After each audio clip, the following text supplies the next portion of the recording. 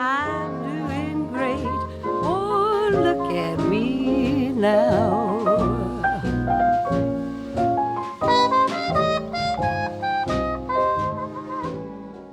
Olá, amigos. Muitos alunos me perguntam quais foram as minhas grandes influências na literatura, na música, no cinema. Na música, né, principalmente por ser a minha área de formação, eu sou muito grato a uma banda e a um álbum. Porque ainda na minha infância, ali, começo da adolescência, esse álbum foi o que me despertou o desejo pela música, pelo estudo da música.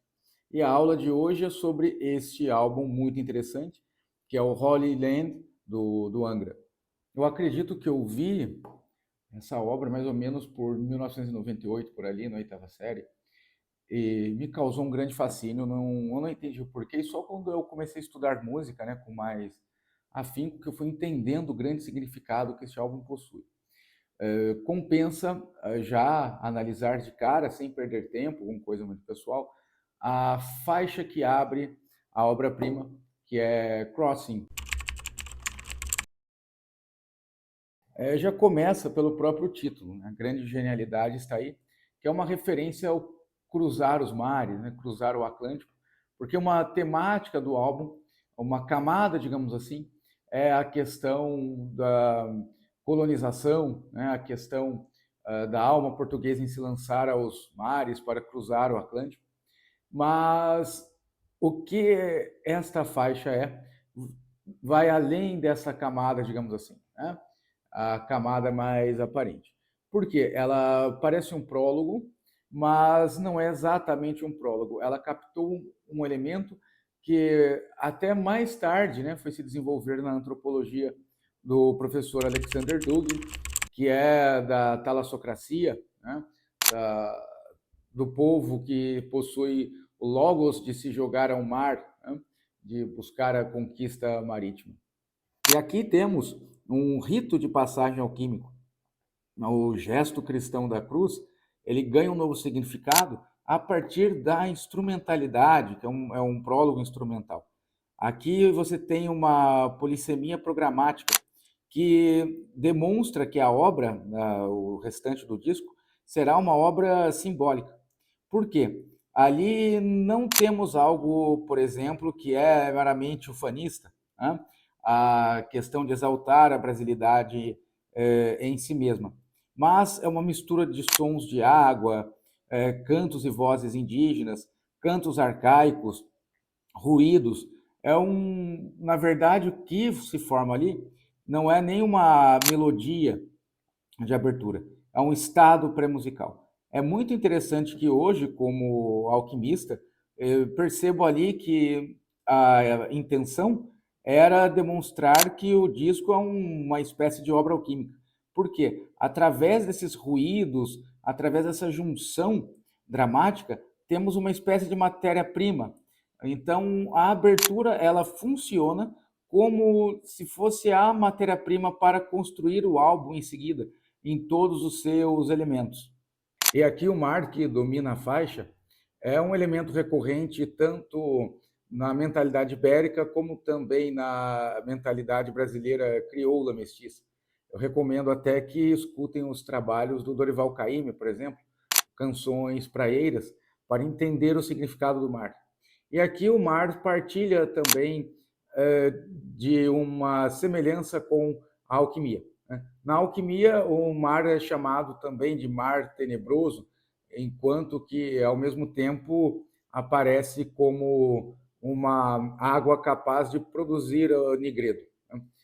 E aqui é muito interessante também porque o álbum traz uma leitura, né, da formação brasileira como uma consequência, digamos, deste nigredo, deste processo de dissolução.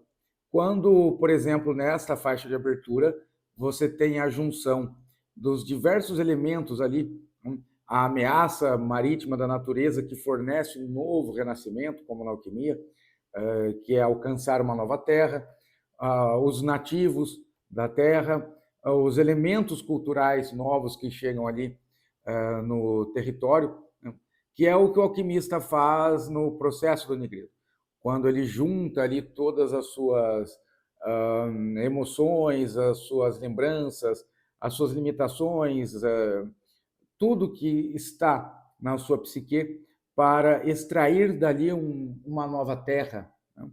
Então, já começa a genialidade do álbum neste ponto. Temos aqui uma espécie de álbum conceitual, né, que trabalha bastante com essa questão de um desenvolvimento que não parece, digamos, um desenvolvimento, porque é feito a partir de um caos quase que incompreensível pela mentalidade mais rasa. E aqui, então, podemos dizer sem exagero que esta faixa é uma espécie de Vorspiel wagneriano, né?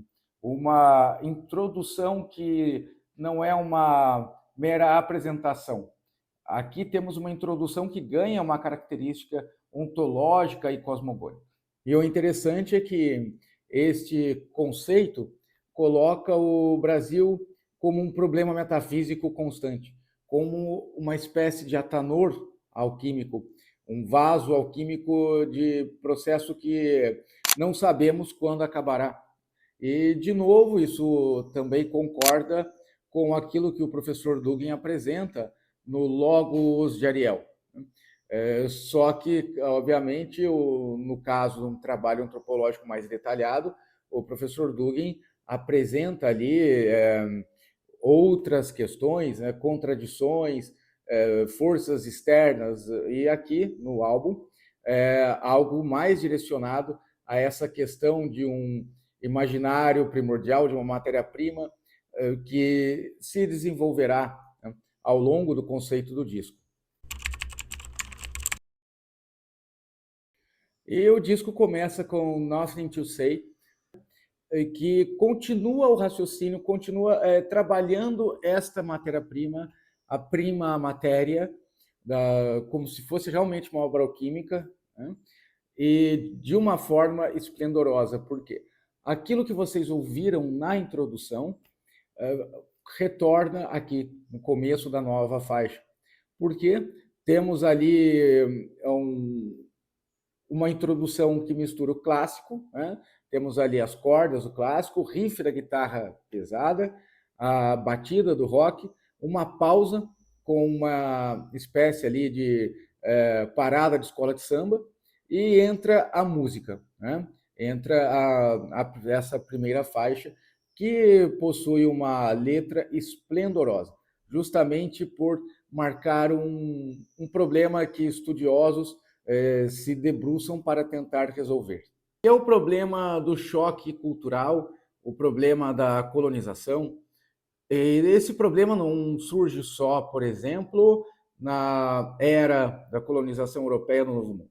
É algo muito antigo, algo que você pode observar na Torá, nas escrituras judaicas, na própria relação dos judeus, né, com os babilônicos e persas, ou ainda na própria Torá Shabel-Per, na Torá oral, da relação dos judeus com os romanos e gregos, nos textos de Qumran, ou ainda também outros choques civilizacionais da Índia, da China, no Japão.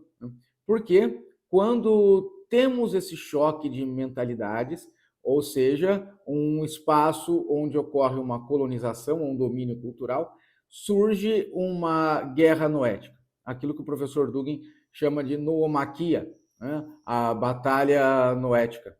E é neste ponto em que os mitos, tanto dos colonizados como dos colonizadores, passam a travar uma batalha binária, uma batalha polarizada. E aqui a letra apresenta exatamente isso. Temos unidades mínimas de significado, as mitemas, que vão se agrupando ao longo da letra. Aqui a natureza pura é confrontada com as armas, e também a corrupção da natureza é confrontada pelo projeto civilizatório, pois até mesmo a honra é acusada de ser uma corruptora, uma fonte de corrupção. Outro ponto que a letra aborda, que é quase universal dessa tensão, é a morte dos pagan gods, dos deuses aqui da Terra, diante da nova religião imposta aos nativos, no caso, o cristianismo. Isso ocorre, pelo menos em uma análise antropológica, por conta do entendimento e da vivência do mito. Por exemplo, é óbvio que para os portugueses, para os cristãos, o tempo não é encarado de uma forma linear e absoluta. Quem já estudou a filosofia cristã, tanto da escolástica como o esoterismo cristão, sabe que no cristianismo o tempo não é algo linear, não é algo absoluto.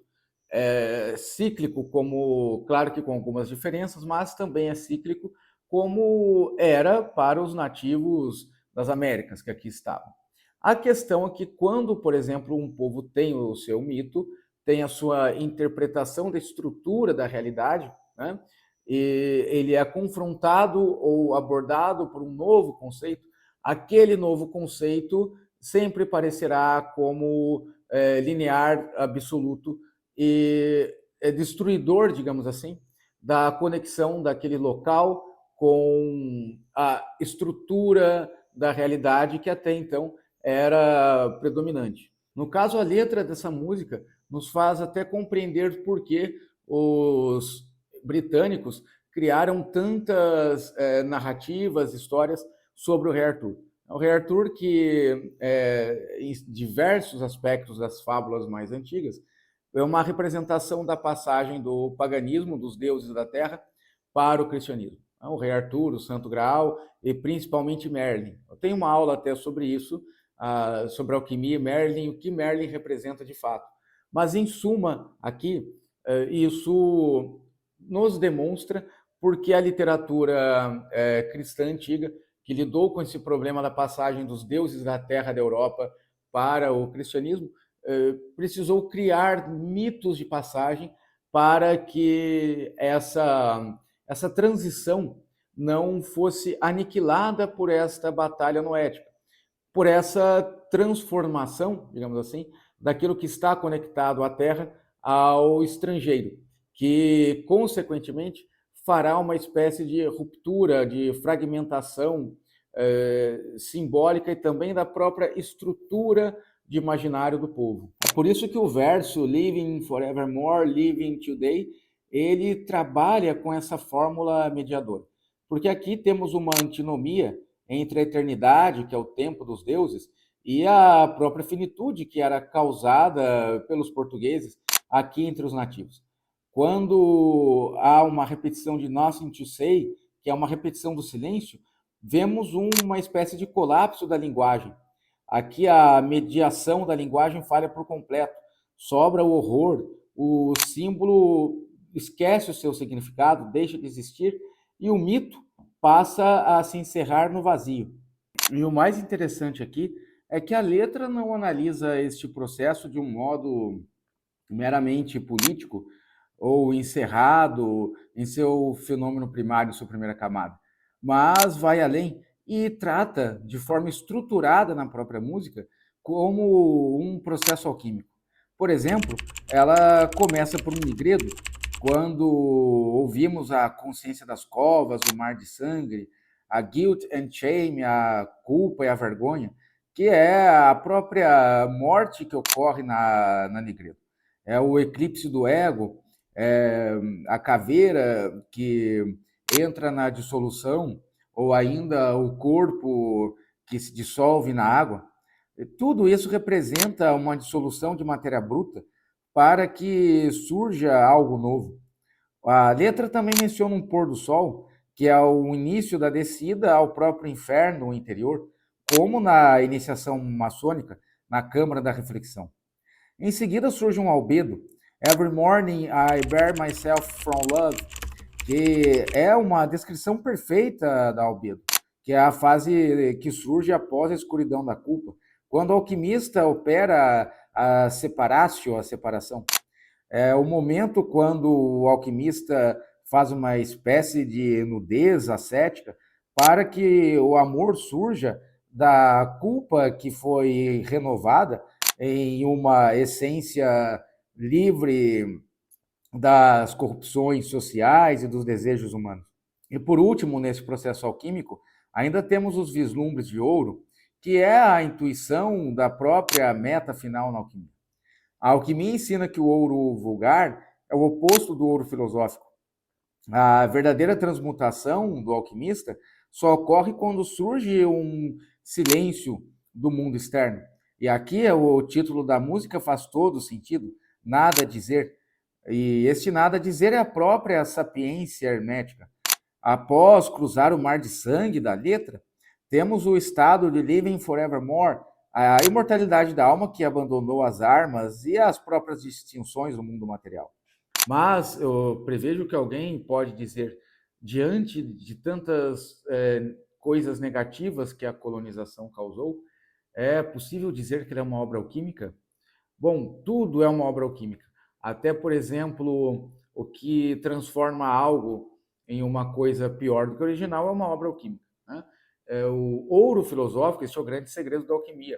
Não é gerar uma coisa perfeita e agradável aos sentidos, agradável aos desejos humanos, mas simplesmente transformar, né?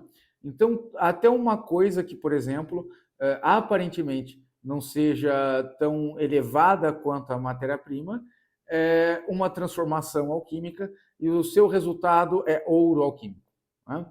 Então, o álbum consegue entender, e principalmente nessa música, o processo da colonização, mesmo com todas as suas características negativas, como uma obra alquímica que culmina em um determinado ouro. Porque ouro alquímico não é, como eu disse, algo que necessariamente deve nos agradar, deve ser bom, ou sua transformação deve ter sido totalmente benfazeja e pura e bondosa e não sei o que lá, né? O ouro alquímico é o desenvolvimento, o ápice daquilo que foi posto em transformação. E nesse sentido, essa faixa possui um caráter alquímico elevadíssimo. Silence and Distance, a segunda faixa, continua essa questão existencial. Ela começa de forma melancólica, com um narrador contando: estou aqui há tanto tempo, por tanto tempo.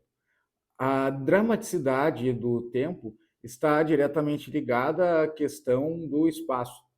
Quando isso é muito evidente, e por mais que tentem, por exemplo, sacralizar, né, ou romantizar a questão da missão cristã aqui no novo continente, o fato é que os portugueses que aqui chegavam também sentiam uma espécie de dessacralização do seu espaço-tempo. Imagine, por exemplo, o que era para um português de 1500 chegar em uma natureza tão diferente da natureza europeia, criaturas da nossa natureza que para aquela época pareciam monstruosas, uma natureza muito mais rebelde, povos de costumes muito diferentes e até assustadores, né? Por exemplo, a existência do canibalismo. É evidente que mesmo com, digamos, com muita boa vontade, com a presença da semente da missão cristã, eles se enxergavam, ainda que de forma um tanto quanto inconsciente, em uma espécie de espaço dessacralizado, uma espécie de vida em um inferno, e que muitas vezes se contrastava com o paraíso ou com a promessa de paraíso, como as lendas sobre Eldorado, a Terra do Ouro, e também das novas delícias, digamos assim, das terras tropicais. Temos, então, a emergência de um tempo qualitativamente distinto. O amanhã agora é um limiar, um momento potencialmente ritual. Forma aqui um rito de passagem que é preparado pelas faixas anteriores, fundado principalmente no silêncio e no afastamento. Silêncio e distância agora são categorias ontológicas. O colonizador foi afastado do teu centro, tanto cósmico como social e simbólico, e agora experimenta a desorientação, o abandono da identidade. É por isso que o eu lírico da música vive agora um vazio. Ele sente as mãos vazias, o corpo vazio e a própria alma esvaziada. Essa imagem é o caos existencial, que é o ponto de partida da alquimia. Este terror fica ainda mais evidente em um verso da letra que é o mais genial. Don't let me go away across the sea. Não deixe-me ir pelo mar, que é a própria consciência do ontológico esvaziado, agonizante e claudicante. Agora, o cruzar o mar, vencer a distância do Atlântico, não é o abandono de seu lugar, é perder a sua própria estrutura. Esse medo, na letra, passa a ser transfigurado. O mar passa de ameaça a um caminho de libertação. As ondas altas, ou que fingem ser altas, revelam-se agora apenas ilusórias. Na ideia alquímica, o caos ele não é absoluto. O caos é o ponto de partida para a travessia de uma nova estrutura. É por isso que é interessante aqui, quando ouvimos com atenção a imagem das velas. As velas na letra aparecem contra um céu azul, e aqui temos um momento quase que hierofânico. Um instrumento tão frágil e humano como a vela simboliza agora a intenção, uma direção consciente, aquilo que permite ao sujeito perdido não cair completamente no caos das águas. O céu azul é a própria ordem, a transcendência e o domínio do sagrado celeste, que é alcançado por um objeto tão frágil como a vela. A intersecção entre mar e céu faz com que a vela se torne um eixo simbólico, um microcosmo no qual o ser humano se reinsere na estrutura da realidade, ou melhor, na nova estrutura da realidade. É uma imagem análoga ao axis mundi, o eixo do mundo, que orienta, organiza e torna o mundo habitável depois do caos primordial. Não é por acaso que essa visão ensina o eu lírico a viver. Aqui temos um conhecimento existencial, que é um tema da própria gnose, um conhecimento que transcende ao conceito, que é aquele que aceita fazer uma travessia de destruição do próprio ego e reconhecer que a ordem só emerge após a transformação do caos.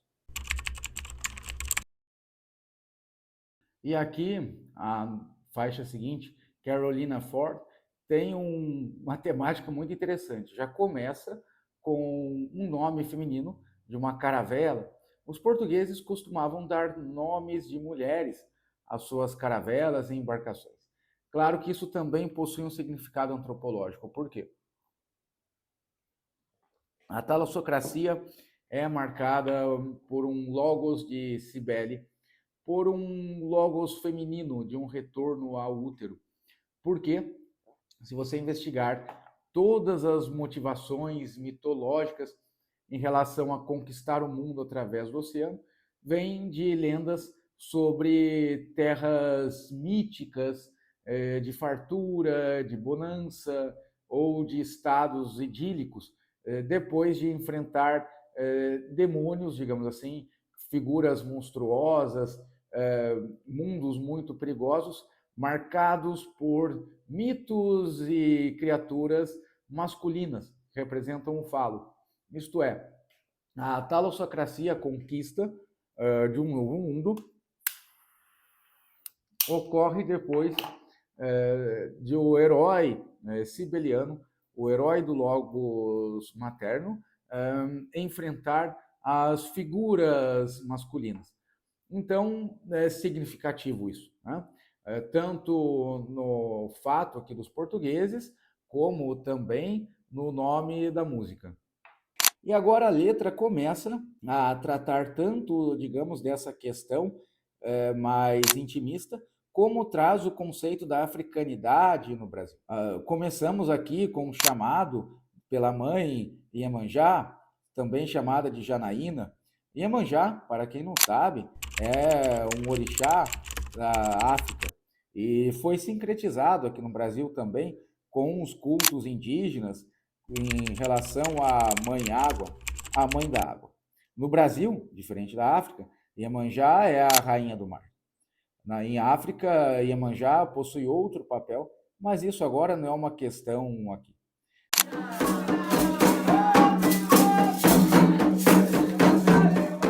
Mas aqui no álbum, Iemanjá, ela ocupa o lugar que é costumeiro no imaginário afro-brasileiro. É a base da cosmogonia do candomblé formada no Brasil. Ela é mãe, ela é rainha, ela é a origem de tudo. Por isso, há o costume de jogar flores para o mar a Iemanjá. Não é uma espécie de oblação ou oferenda interesseira. É, na verdade, a repetição ritual do ato primordial de devolver a criação ao seu princípio. Como em diversas tradições antigas,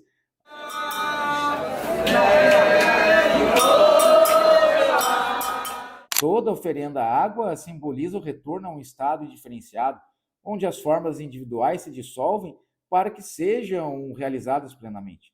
É como diz a Upanishad indiana, toda gota de água perde a sua forma quando cai no oceano.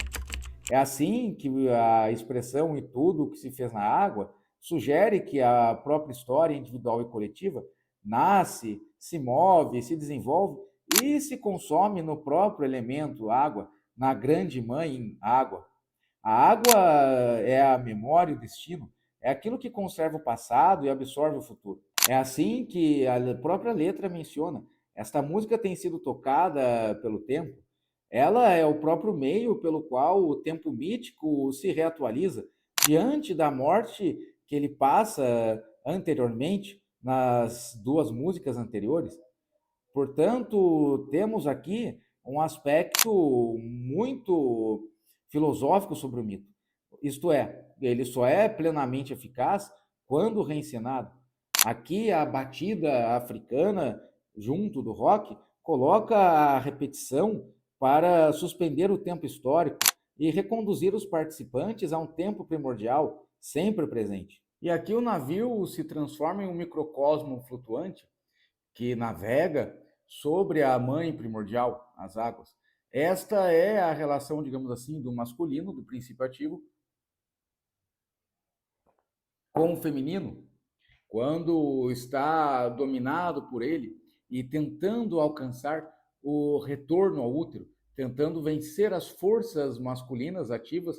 No caso, o navio, apesar do nome feminino, ele é um formato fálico, e isso não é uma contradição, é fruto, digamos, desse imaginário que lida com a dualidade para carregar ali em seu interior todos os medos, angústias e fragmentações que ocorrem nessa jornada. É por isso que a letra mencionará: nada restou muito do barco. Isso não é uma deterioração material, mas o esgotamento de um ciclo existencial que ocorrerá no novo mundo. Mas a memória permanece, e como em muitos naufrágios, sobrevive o aprendizado ontológico, igual ao mito grego de Jason. O sujeito jamais retorna o mesmo, ele sempre retorna marcado. E aqui a grande sacada do álbum foi ligar esta faixa, questão do navio, à religiosidade afro-brasileira. No caso, o candomblé. E como as religiões afro-brasileiras estão plenamente conectadas com isso. Agora é preciso voltar um pouco à África antes de falar na religião afro-brasileira. Por quê? Em África, as tradições normalmente são locais. Não há, por exemplo, uma instituição do Ifá, que é o culto Yorubá, ou uma instituição chamada o culto dos Vuduns. Na verdade, os cultos são locais, variam de famílias para famílias. São cultos familiares e ligados à terra, ligados, por exemplo, ao que nasce na terra, aos animais que são criados na terra. Este foi o drama, digamos assim, que a religião afro-brasileira, ou melhor, as tradições afro-brasileiras, passaram para se formar no Brasil. Ao contrário do que muitos pensam, as tradições afro-brasileiras não surgiram através de cultos populares, né? Ou como um fenômeno das camadas mais baixas.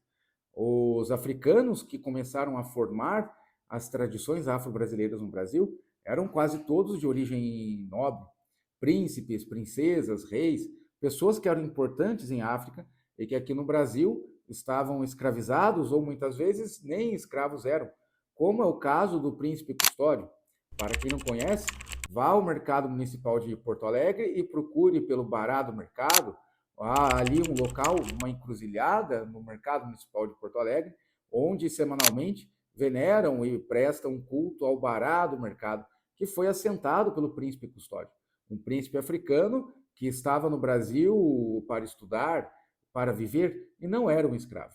Muitos próceres do candomblé da Bahia ou eram já africanos alforriados e ricos, ou ainda africanos que tinham dinheiro suficiente para ir à África e trazer ao Brasil sementes, elementos e primeiros animais para formar as primeiras roças, as casas, ilês de candomblé ou de tradição africana no Brasil. Para os pais fundadores do candomblé aqui no Brasil, era necessário que os elementos viessem da África, porque os orixás são locais.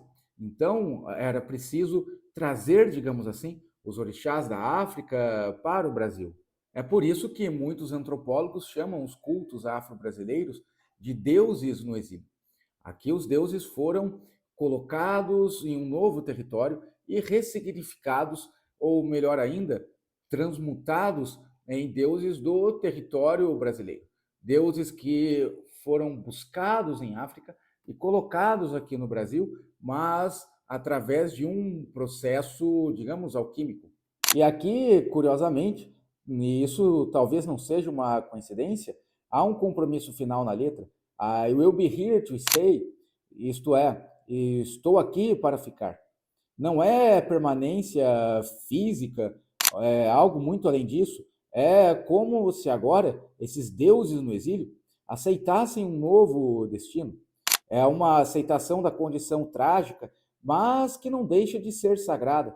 É a existência que encontra a tragédia e o sagrado para reconciliar o passado e a dor com uma nova forma de existir. É assim que a letra também apresenta o caboclo de orixás, que amplia ainda mais o horizonte simbólico. O caboclo é um limiar entre os mundos, entre o mundo branco, o mundo negro e o mundo indígena. Ele é o mediador por excelência. Ele deixa a terra e vai ao encontro de seu destino. É a aceitação consciente desta relação entre o passado e o novo, entre a tragédia e o sagrado. É a própria existência sagrada da tragédia. É a mesma coisa do céu que encontra o mar, que lembramos agora da bela tarde de Itapuã, e simbolicamente é o próprio centro do mundo. É um espaço paradoxal onde a transcendência vertical e a emanência horizontal se tocam. Encontrar o ponto deste porto equivale a reencontrar o sentido final da própria existência. A beleza desta música é construir um mito marítimo de grande densidade simbólica, no qual a tradição afro-atlântica dialoga com as estruturas universais do imaginário.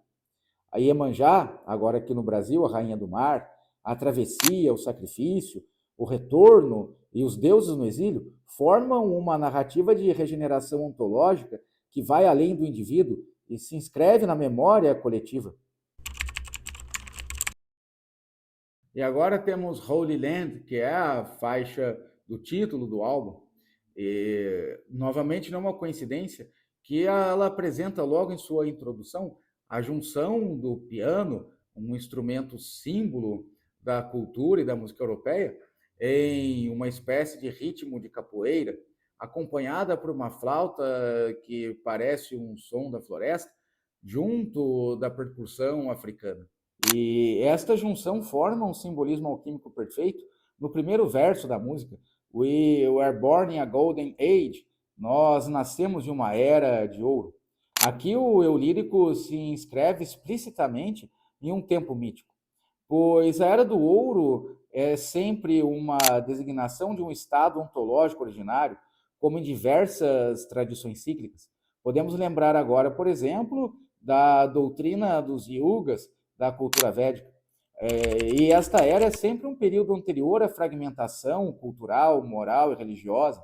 Para quem deseja saber mais, por exemplo, eu recomendo a leitura do Srimad Bhagavatam, um texto indiano que detalha essa questão das eras, e principalmente da era final da deterioração. a Era de Kali Yuga.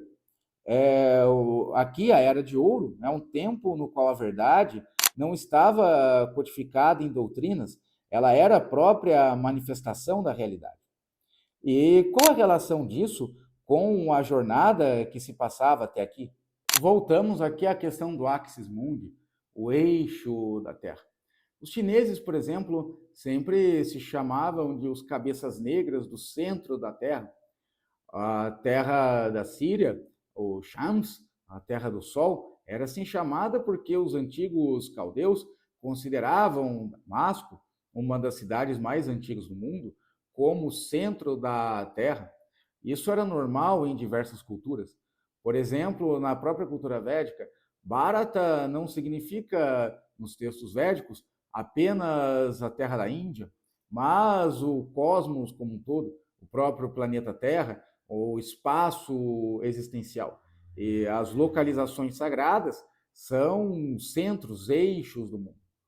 E, obviamente, quando estudamos os mitos, notamos que esses eixos sempre são formados através de grandes tragédias, como vemos, por exemplo, na própria fundação de Roma, em seus diversos mitos, como nos mitos fundadores das civilizações helênicas, como nas batalhas que lemos nos textos védicos e assim por diante.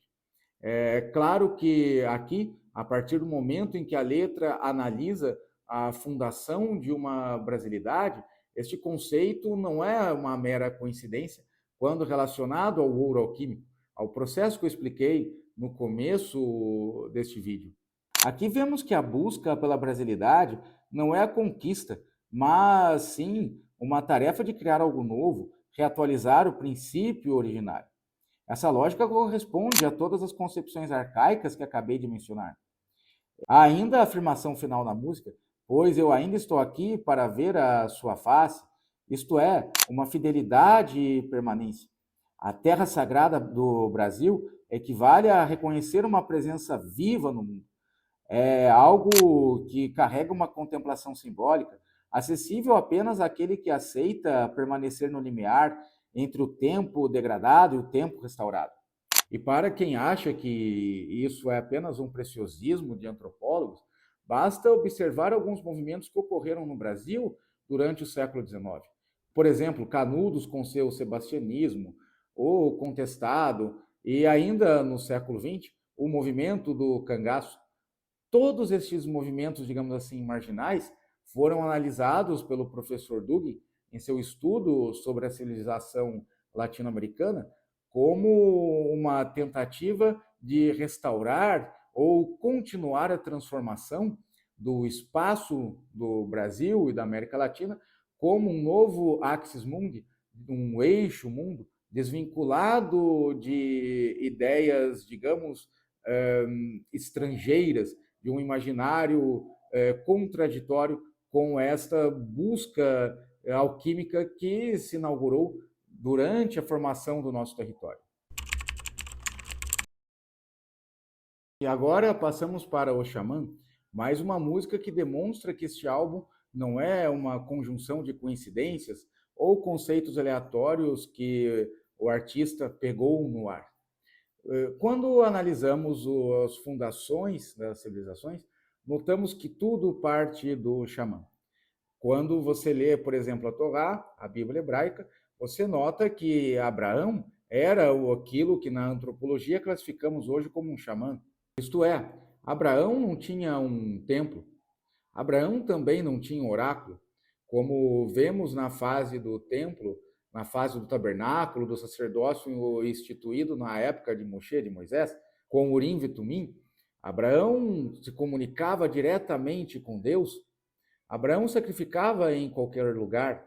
Abraão recebe a bênção de Melquisedeque antes de uma batalha em um espaço, digamos, aberto. O xamã é aquele que lida com a comunicação direta com o absoluto no espaço aberto. Ele não depende de fórmulas, ele não depende de templos. Na verdade, o seu axis mundi, o seu eixo do mundo, é a sua própria existência. A sua ontologia é sagrada. É por isso que a letra enumera diversos elementos naturais, folhas curativas, a pele de serpente, e concede ao ritual um universo animista. Plantas e animais agora são portadores de potência espiritual. A serpente, que é sempre símbolo recorrente, é aqui associada à renovação cíclica e à imortalidade através da sua troca de pele.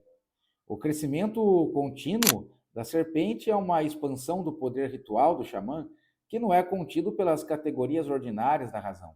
E a floresta aqui surge como um espaço sagrado por excelência. Em oposição à aldeia ou à cidade, ela representa o caos fértil, o domínio das forças primordiais. Ninguém pode sair até o amanhecer, como diz a letra, pois o rito suspende o tempo profano e instaura um tempo mítico, no qual a transformação deve completar-se antes do retorno à ordem cotidiana. E aqui eu recorro novamente a movimentos como Canudos e o próprio cangaço, pois o que temos, na verdade, Canudos e o cangaço representam um rompimento com a ordem civilizatória e a busca por esse axis mundi xamânico. É assim que, sem exagero algum, Lampião pode ser colocado como um grande santo, um xamã do Brasil, através de suas andanças pelo cangaço, de sua leitura dos sinais da natureza e até mesmo diante do terror que causava no imaginário popular, pois o xamã lida diretamente com a oposição entre o corpo que congela e a alma que se aquece, e ele exprime com precisão lógica e iniciática aquilo que deve ser submetido a limites extremos, enquanto a alma experimenta uma intensificação vital. Esta é a própria questão da brasilidade, pois a brasilidade representa o aquecimento da alma, reacender aquele fogo interior que foi perdido pelo português, pelo indígena e pelo africano em um novo território que buscava a formação de uma civilização em oposição ao princípio vital xamânico, que permite ao indivíduo suportar a travessia do sofrimento na existência material. Essa inversão, que é a da fragilidade corporal e da força espiritual, é a própria característica do êxtase xamânico, no qual o sujeito se desprende temporariamente da ordem ordinária do mundo. Portanto, não é nenhuma coincidência ou um fato aleatório quando notamos que os cultos sincréticos, por exemplo, a Jurema e também outros cultos do Brasil, que trabalham a africanidade, as tradições nativas do Brasil e o catolicismo europeu, passaram a valorizar as plantas de poder, as experiências através das ervas, plantas e substâncias tidas como alucinógenas, mas que neste contexto não são alucinações, mas sim uma busca por este estado primordial que é tanto individual como coletivo. O caráter conceitual e plenamente conectado à antropologia, ao imaginário universal, continua em make-believe, pois todas estas fases, e isso é comum aos mitos, às narrações sagradas, aos textos sagrados, sempre desemboca em uma profunda, digamos, crise existencial. É o que vemos até nas poesias de São João da Cruz, A Noite Escura da Alma. Também vemos esta batalha nos castelos interiores de Santa Teresa d'Ávila ou nos discursos, nos maqalat do Sheikh Haji Bektashi, da tradição Bektashi. E a letra trata exatamente disso, de quando essa busca interna, esta realização xamânica, se vê diante dos confrontos da vida ordinária, da manifestação do mundo comum. E aqui temos que lidar com o imaginário mítico, que coloca o retorno ao princípio como uma condição da regeneração. Mas, diante do mundo, este início parece quase sempre inacessível, pois a nossa noção de tempo linear substitui o tempo circular. A história sempre parece avançar sem permitir reintegração, pelo menos na manifestação mais densa do mundo material no imaginário. O resultado disso é uma vida entendida como um adiamento contínuo, na qual cada minuto de espera representa uma parcela de existência desperdiçada. A repetição obsessiva da espera, como vemos, por exemplo, na formação do mito do sebastianismo, torna os minutos de aguardo como uma verdadeira morte simbólica em câmera lenta. É por isso que muitas tradições são baseadas em mortes rituais, como, por exemplo, a própria tradição católica com a missa, a saída de santo no candomblé. Isto é, a morte aqui precisa necessariamente orientar para a renovação, pois ela faz com que a morte moderna, prolongada, silenciosa e estéril, que causa a mencionada repetição obsessiva, ganhe um novo significado. É por isso que o desejo de morte, aqui, que é tratado na música, não é um impulso suicida, mas, na verdade, é um outro dia, a revelação de um sujeito que adia até a própria morte para permanecer em um estado plenamente vivo. Essa condição limiar, quando desprovida de ritual, é uma das marcas mais profundas que o tempo causa no humano através da dessacralização.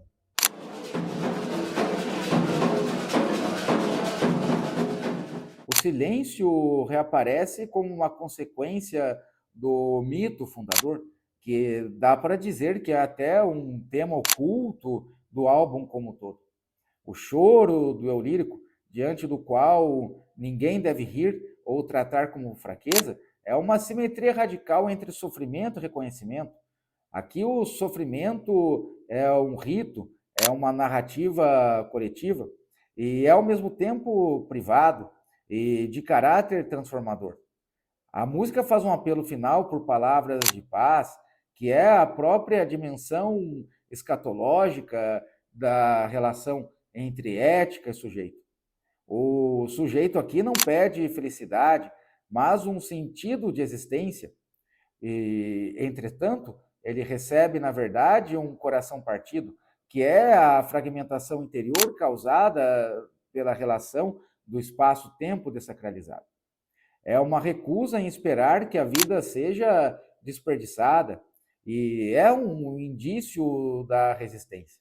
Assim, por exemplo, quando os africanos trazem seus orixás da África para o Brasil, quando os indígenas transmitem um sincretismo com africanos e europeus a sua sabedoria, não temos um mero sincretismo popular, mas vemos uma forma de resistência do ideal integrador da tradição diante da complicada relação com o espaço-tempo. Portanto, a letra aqui faz um retrato rigoroso da condição humana no tempo profano, um tempo que cresce como erva daninha, consome a vida em espera e dissolve a memória sem oferecer regeneração. Não é uma letra romântica. Não há besteira sobre perder um amor, mas sim o medo de perder a possibilidade de retorno. Sem acesso ao início, ao princípio xamânico, o futuro torna-se apenas prolongamento do desgaste. O desejo de morrer em outro dia exprime, em última instância, a esperança paradoxal de que ainda reste algum tempo, um tempo para adiar o esgotamento total do sentido. ZITO, uma música que continua o conceito da jornada iniciática. Aqui há o drama completo da desfragmentação e do reconhecimento de que nesta desfragmentação há um segredo, como a própria letra menciona. Pois o eu lírico se apresenta em um estado de colapso interior. O quebrar dos nervos, a fraqueza da alma, representam a dissolução das crenças herdadas, a exaustão das estruturas de autoridade e a busca de uma reintegração direta com o princípio vital do real. O reconhecimento de que, no fundo da fraqueza da alma, há segredos, como a letra aponta, demonstra uma interioridade que precisa ser revelada. O segredo, em termos simbólicos, é uma potência latente. O mistagogo não dá algo novo ao seu iniciado, ele apenas revela aquilo que está oculto, algo que empurra de volta para resistir à completa dissolução do eu. Essa força corresponde ao núcleo redutível do ser, que persiste mesmo após a destruição das formas profanas. O desejo de transformar as mãos em ouro, de quebrar o frio do coração, que a letra trata, evocam uma imagética alquímica, pois o ouro simboliza a incorruptibilidade e a plenitude, enquanto o frio é a morte espiritual. E aqui, este é o próprio anseio do alquimista em sua transformação interior, para que o pensamento fragmentado reencontre a coerência e a sua semente primordial, que é o ouro.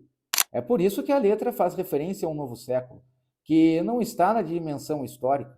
Na verdade, aqui o novo século não é cronológico, mas sim ontológico. A persistência de homens que pensam que são reis, na letra é a própria sobrevivência das estruturas arcaicas de poder desacralizadas, nas quais a autoridade já não se fundamenta numa ordem cósmica, mas na ilusão do domínio. E aqui podemos retornar até aos mitos e lendas arturianas que eu mencionei no começo do vídeo. A passagem da Europa para o cristianismo foi tão traumática em termos antropológicos e de imaginário como a formação do Brasil. A formação de um novo imaginário diante de situações opostas, diante de um tempo que perde o seu significado cíclico e agora ganha uma linearidade opressora, é algo que esta letra trabalha muito bem. É por isso que a letra menciona nadar nu de crenças e responsabilidades, e é o que constitui um poderoso símbolo iniciático. A nudez na alquimia, por exemplo, significa o retorno ao estado primordial, como demonstro agora nas gravuras da tela, que é anterior às inscrições culturais, sociais e das impressões da nossa própria psique. Despir-se de crenças é diferente de ser um niilista. Na verdade, é uma suspensão provisória das formas herdadas e é algo necessário para a nossa regeneração. A água, que aqui aparece como mar de êxtase, é uma função de matriz cosmogônica, como já foi durante o álbum. Toda imersão nas águas é um símbolo da morte ritual para que ocorra um renascimento. Isso ocorre no mikve judaico e no batismo cristão. A nudez no mar intensifica esse simbolismo. O sujeito regressa a um estado de pura potencialidade, no qual a vida pode ser sentida como ela é, sem mediações ideológicas. É assim que a mãe natureza introduz uma hierofania clara e direta. A natureza aqui, ela é uma fonte de tudo que é necessário. A sua pureza fantástica com seus elementais é uma experiência imediata do real enquanto plenitude, isto é, a conexão do imaginário com a matéria. É, portanto, que a letra menciona um novo mundo que nasceu dos sonhos do homem. Esta é uma perspectiva antropogônica, é um mundo humano criado pela imaginação, pelo desejo e pela projeção de sentido. Essa criação é acompanhada pelo choro dos anjos, uma imagem que traz a ruptura com uma ordem transcendente interior. Mas os anjos cantam e indicam com isso uma possibilidade de reconciliação. É uma restauração que integra o humano e o transcendente em uma nova forma de harmonia. Deep Blue é também repleta de significados antropológicos e da jornada interior, pois ela menciona algo muito curioso, o fim da Renascença. A Renascença é um paradigma cultural na história humana, pois ela representou a afirmação do humano, da razão, da forma, da volúpia e da centralidade da história. E quando falamos nesse sentido do fim da Renascença, surge um imaginário de colapso de uma concepção de mundo baseada na autonomia do sujeito histórico. É um esgotamento de uma forma específica de tempo profano que acreditava poder produzir sentido indefinidamente por meio da história. O questionamento recorrente, devo sempre ser o mesmo mais uma vez, expressa uma angústia diante da repetição vazia, desprovida de valor regenerador. A letra menciona Take my hand and follow, segure minha mão e siga, que é um momento da possibilidade de um êxodo, muito simbolizado nas tradições religiosas. Caminhar entre árvores varridas pelo vento e mantos verdes, como a letra menciona, é uma tentativa de retorno à natureza como espaço de regeneração. Aquilo que a Renascença trabalhou. O tempo, que é o grande vilão, agora não tem lugar no amanhã. É um futuro cronológico que perde relevância diante da experiência imediata do sonho e do sumo bem. E é por isso que agora a letra, em seu canto triste, em sua melodia lenta, em seu caráter um tanto quanto melancólico, na verdade ganha um significado totalmente diferente. O próprio silêncio, que é um tema muito importante deste álbum, aqui reaparece como o início de um renascimento após a dessacralização. Três aves mencionadas pela letra sobem e caem, reiterando um movimento ambíguo, uma ascensão frustrada, mas que é nada mais do que uma nova tentativa de transcendência, de um retorno forçado à gravidade. Um voo interrompido não é uma tragédia, mas é um símbolo da incapacidade contemporânea de sustentar uma elevação espiritual duradoura, que, no caso do eu lírico, como veremos na próxima faixa, se impõe como uma referência e agora demonstra como o tempo desacralizado é inalcançável e indiferente, enquanto a esperança do retorno às águas, que também foi bem trabalhada neste álbum, é, na verdade, a única maneira de apagar os contornos rígidos de um mundo saturado de história. É aqui que a letra menciona uma fusão entre oceano e céu, que também já foi trabalhada nesse álbum, para dissolver uma distinção entre o inferior e o superior. É uma regressão ao estado indiferenciado anterior à criação, no qual as polaridades ainda não estavam separadas. O azul profundo funciona como cor arquetípica da totalidade, da profundidade do mistério. E agora temos aqui, considero a minha favorita do álbum, Lullaby for Lucifer. E, por que é minha favorita? É a mais carregada de simbolismo alquímico e fecha o conceito do álbum de uma forma majestosa, de uma forma belíssima e, como eu disse, essencialmente alquímica. Temos a figura da areia, do mar, do corvo e da carne, estruturando esse álbum, ou melhor ainda, o conceito do álbum, dentro do simbolismo alquímico clássico. Na areia, pelo mar, eu deixei meu coração para alimentar a minha dor. Em termos simbólicos, temos aqui a descrição perfeita da instabilidade, onde nada se fixa. E deixar o coração aqui é um gesto ritual de abandono, e esse abandono podemos entender melhor através do idioma árabe. Em árabe, temos várias palavras para falar sobre o coração.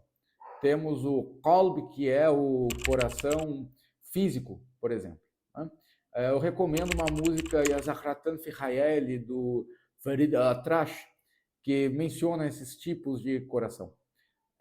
No caso, qalb, esse coração físico, e fuad é, digamos, o coração mais sentimental, é aquele coração que capta melhor o sentimento. Mas de qual coração esta letra fala? Nós só entendemos de qual coração a letra fala quando surge a figura do abutre e a exigência da carne, pois o abutre, o corvo, é uma figura essencial. Diferente da água, que tem mais um significado relacionado ao espírito, o corvo ou o abutre é um mensageiro do ambíguo. Ele consome o morto, se alimenta aparentemente do que perdeu a vida. Ele espera a decomposição. Então, o abutre representa forças psíquicas, sociais e espirituais que se alimentam da dor, do trauma, da autonegação. É por isso que ele pede carne, mas ele pede o que ainda é vivo, o que a letra vai colocar. Eu não darei algo que eu preciso. E chegamos ao ponto alto do simbolismo alquímico que a letra trata.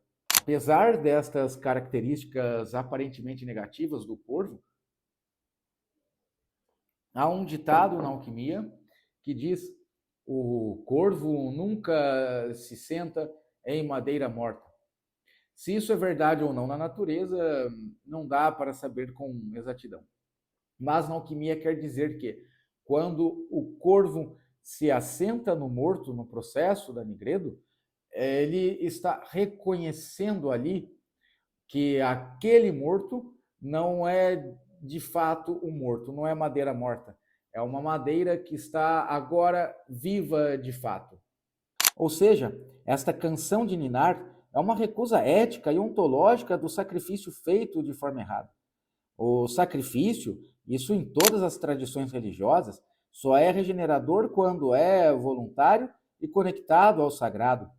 O corvo ou abutre não representa o sacrifício errado, ele representa o consumo daquilo que é estéril, o consumo daquilo que deve ser negado. Recusar dar a carne no momento errado é recusar transformar a própria dor em alimento para aquilo que não cura. Ou seja, temos o clímax de todas as dualidades e sofrimentos que o álbum tratou até aqui. E é aqui que o simbolismo alquímico do álbum trabalha a todo vapor, pois a areia na alquimia é um estado intermediário. Ela não tem a solidez da terra e também não é tão fluida como a água. E estado intermediário é um estado ilusório. Ou seja, aqui o eu lírico, ele reconhece o corvo que aparece como um abutre, algo que vem para apenas se aproveitar, digamos assim, mas que de fato não é isso. É o, digamos, mistagogo final, como no simbolismo judaico, o Reb Nachman, no Likutei Moharan, diz que Samaquel, o anjo da morte, é uma figura ambígua, pois, embora represente todo o terror do momento da morte e do Rebuta Kever, as dores do túmulo, ao mesmo tempo faz uma das funções mais elevadas de todos os Elohim, de todas as forças divinas. E o corvo agora conduz a um jardim. Passamos da areia e entramos no jardim, que do Éden aos hortos alquímicos, ao misticismo sufi, é símbolo da ordem viva, do cultivo, da potencialidade. Temos algo aqui muito específico. O jardim é o lugar de começo do crescimento ordenado, assistido, racional e ao mesmo tempo artístico. A imaginação, que é mencionada pela letra, agora vaga livremente, porque já não está sob a ameaça de ser devorada pelo sacrifício inútil, pelo sofrimento inútil. As crianças que a letra menciona, brincando ao redor de uma árvore, compartilhando maçãs com alegria, com felicidade, também representam um dos núcleos simbólicos da alquimia e que aqui aparece de forma densa na poesia. A árvore, enquanto eixo do mundo, liga céu, terra e profundezas. As crianças representam a consciência pré-reflexiva, e as maçãs representam tanto o conhecimento como a queda, mas que agora são compartilhadas da forma apropriada, algo que o primeiro mito da fragmentação de Adão e Eva não conseguiu atingir. Pois, ao contrário do mito da queda, não há culpa e nem expulsão aqui. O fruto agora não é mais tomado individualmente como uma violação, mas como reintegração do conhecimento ao afeto, da consciência à comunhão. É uma imagem da própria redenção que culminará com o convite que a letra faz ao repouso e à verdadeira função do amor. É por isso que o álbum termina com o repouso. Venha, descanse comigo e chore tudo que você tem por dentro. Aqui o choro e a libertação, o descanso, transcendem ao que sentimos com isso no estado, digamos, confuso, no estado fragmentado, onde são apenas manifestações do emocional. Aqui são manifestações plenas de sentido, manifestações libertadoras, pois o choro vem logo depois do sono. Isto é, o sono é quando a vigilância do ego se dissolve, e o sono consciente faz essa dissolução de forma consciente. As lágrimas escondidas aqui são dores antigas E é por isso que o eu lírico não vai impedir o sono, ele espera. E essa espera é para que o tema anterior, que foi tratado no álbum como um todo, da espera escatológica diante do tempo linear, agora ocorra em uma escala íntima. É a queda das defesas que faz com que a noção de que este mundo deve necessariamente ter um fim, um sentido, seja derrotada. As lágrimas derramadas sobre mim, que a letra menciona, apontam agora o próprio princípio e o fim da alquimia, uma disposição radical para receber a dor sem devorá-la em um sacrifício inútil, para que o abutre seja o mistagogo que conceda a reintegração do verdadeiro amor. Isto é a ordem viva do jardim que foi posto aqui. O jardim que não é um jardim que exige a nossa carne, que exige um pão material, mas exige a constância daquilo que é vivo o tempo todo.